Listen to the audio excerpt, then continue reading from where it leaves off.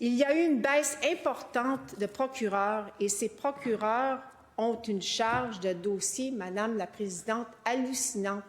Pensez-y, chaque procureur gère entre 300 et 500 dossiers.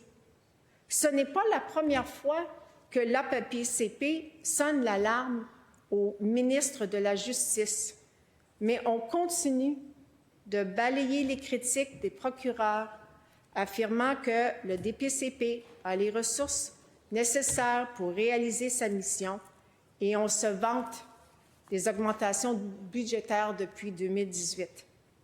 Et malgré le fiasco SACLIC et les témoignages des ministres devant la commission Galland, il apparaît que le manque de discernement persiste, et ce, au détriment des intérêts et des droits des Québécoises et des Québécois. Et Madame la Présidente, qui va subir les conséquences de ce mauvais gouvernement et de la gestion irresponsable de fonds publics? Ce sont les femmes et les filles, nos enfants, qui sont victimes de violences dans toutes ses formes. Pour certaines, les conséquences seront néfastes, sérieuses et irréparables.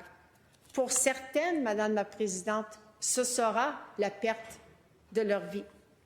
Des agresseurs vont être libérés, des dossiers seront abandonnés ou tout simplement pas autorisés, des peines qui seront significativement réduites et des victimes qui vont attendre des mois et des mois avant d'être rencontrées. Des victimes vont être revictimisées et ça, on l'a entendu à plusieurs reprises de tous les regroupements qui représentent des femmes qui sont victimes de violences, revictimisées par le système et à risque de subir d'autres incidents de violence parce qu'on va continuer à les encourager à leur détriment à ces femmes d'accepter un 810 au lieu d'aller en procès. Et les féminicides, Madame la Présidente, comme celui de Gaby Renault, et ça, c'est très récent. Malheureusement, ils vont continuer. Et pourquoi? Parce que notre système de justice et les organismes qui soutiennent les femmes victimes de violences conjugales et de violences sexuelles sont sous-financés et ne peuvent plus rencontrer l'augmentation des demandes. Et je vous cite, Madame la Présidente, la juge à la retraite, Nicole Gibault, qui a dit récemment à la presse qu'elle était découragée des coupures et le fait que les procureurs sont débordés. Selon elle, les poursuites non autorisées peuvent mener à des drames humains.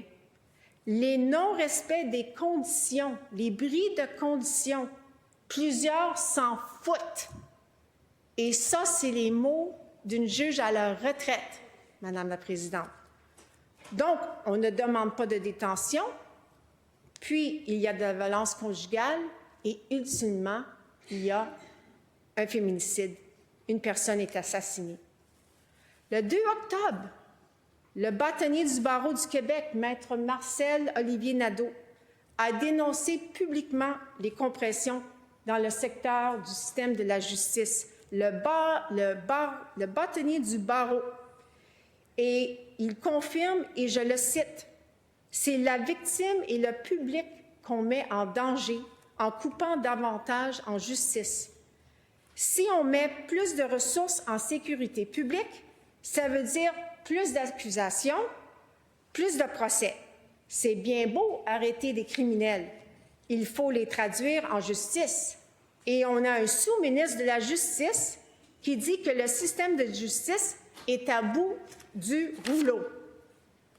Maître Nadeau faisait référence à l'ancien sous-ministre de la Justice, M. Paquette, qui, au mois de mars dernier, avait mis en garde le gouvernement des impacts désastreux de compression dans le secteur de la justice.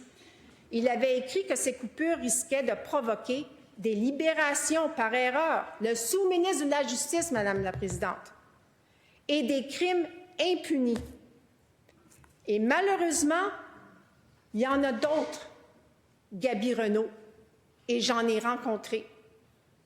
des femmes victimes de violences conjugales qui ont eu le courage de porter plainte et de dénoncer la violence dont elles subissent depuis longtemps. Cependant, leurs agresseurs demeurent en liberté malgré des dizaines de bris de conditions. Ces femmes sont prises dans une situation complètement insupportable et ce n'est pas un registre de multirécidivistes qui va protéger les femmes des conséquences d'un écosystème judiciaire sous-financé. Combien de fois est-ce qu'on doit le dire? Combien de fois, Madame la Présidente? Oui, il faut tout faire pour renforcer le filet de sécurité des victimes. Mais il faut arrêter de banaliser la violence et de continuer à se vanter des investissements qui ont été faits dans le passé. Parce que la violence a augmenté, les demandes ont augmenté. Et donc, le financement doit être à la hauteur des besoins de nos victimes, de nos femmes et de nos enfants. La violence conjugale et les cas de contrôle coercitif ont augmenté dans notre société, ainsi que le nombre de féminicides.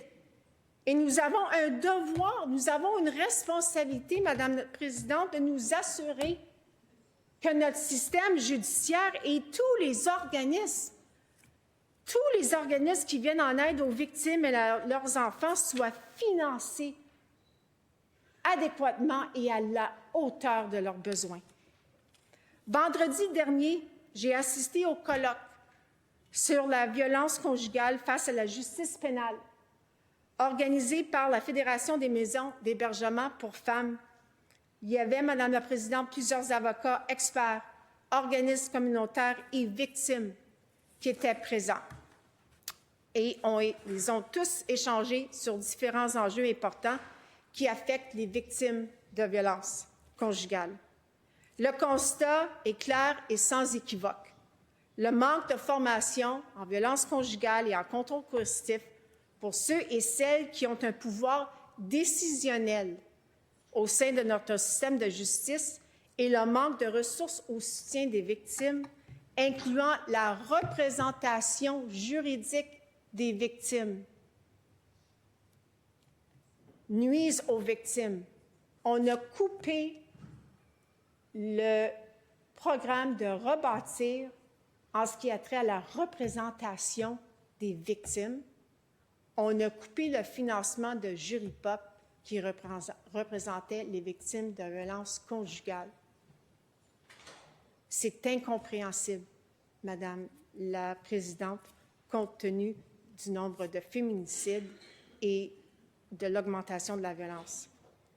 Et malgré les cris de cœur, particulièrement depuis les dernières années, des regroupements de femmes de victimes de violences conjugales qui représentent au-delà de 100 maisons d'hébergement et qui dénoncent haut et fort le manque de ressources pour soutenir les femmes et leurs enfants, il n'y a eu aucune augmentation du PSOC depuis les 3 dernières années, depuis 2023, et le déficit est estimé à 57 millions pour ces maisons d'hébergement.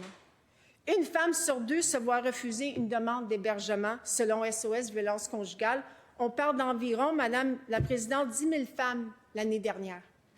La majorité des maisons sont pleines, à capacité pleine, et certaines ont des listes d'attente pour les services externes. Ça, c'est des femmes qui veulent quitter un environnement, qui veulent quitter leur agresseur. Il y a des listes d'attente de 4 mois. Quand la maison, Madame la Présidente, est en feu et une femme a le courage de faire appel pour de l'aide, il faut répondre présent. Il faut l'aider immédiatement à éteindre ce feu. Aujourd'hui, on lui répond « Appelez-nous demain » ou « Dans 4 mois, si vous voulez, une consultation ». C'est tout à fait aberrant. Et le pire, c'est que ce gouvernement n'a aucun plan national.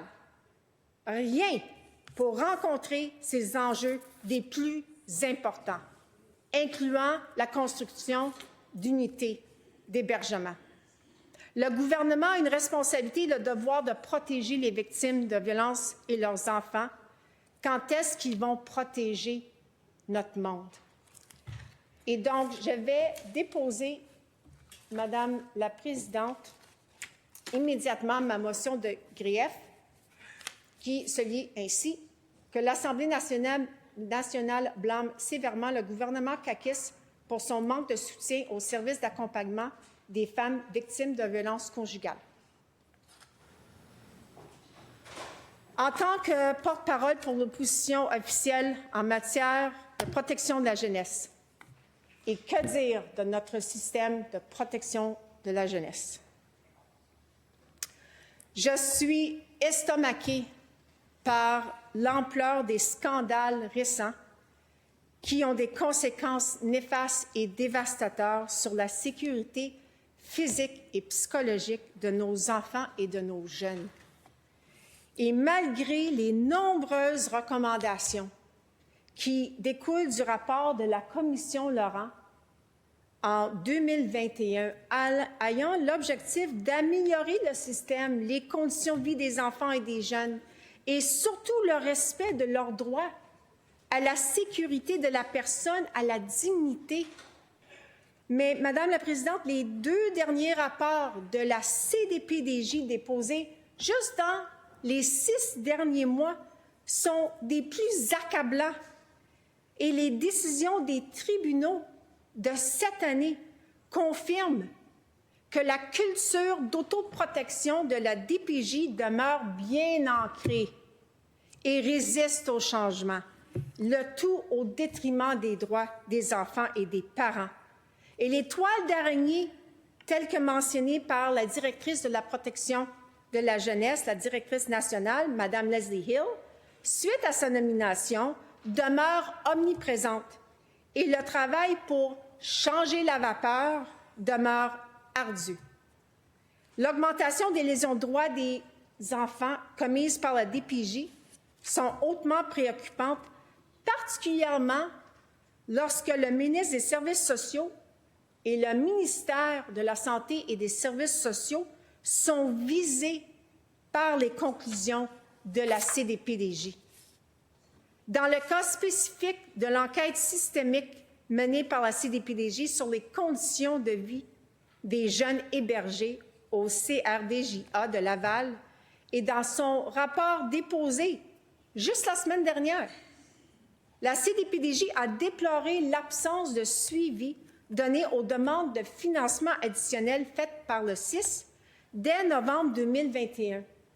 L'état de vétusté des salles d'isolement qui représentait un aspect carcéral. En 2025, ils existent. C'est complètement incompatible avec les besoins des jeunes en réadaptation et qui compromettent également leur dignité, leur sécurité et leur développement. Et tout ça était connu du ministre. Qu'a-t-il fait pour corriger la situation? La réponse de la CDPDJ, rien de conséquent. Rappelez-vous du bilan du ministère de la Santé et des Services sociaux en mars 2024 qui confirmait que plus d'1/5 des installations hébergeant des enfants sous la protection de la jeunesse étaient dans un état de vétusté important. L'état pitoyable des bâtiments et le débordement des usagers dans ces établissements briment les droits des enfants de vivre dans un environnement de vie sécuritaire et convenable à leurs besoins. Le gaspillage monumental de fonds publics de ce mauvais gouvernement met en péril la sécurité des victimes de violence, de nos enfants et de leur bien-être. C'est une honte monumentale et en 2026, ça sera à nous de livrer un traitement choc à la CAQ. Merci, Madame la Présidente. Merci, Madame la députée. Et je vous informe que votre motion est déposée sous réserve de sa recevabilité.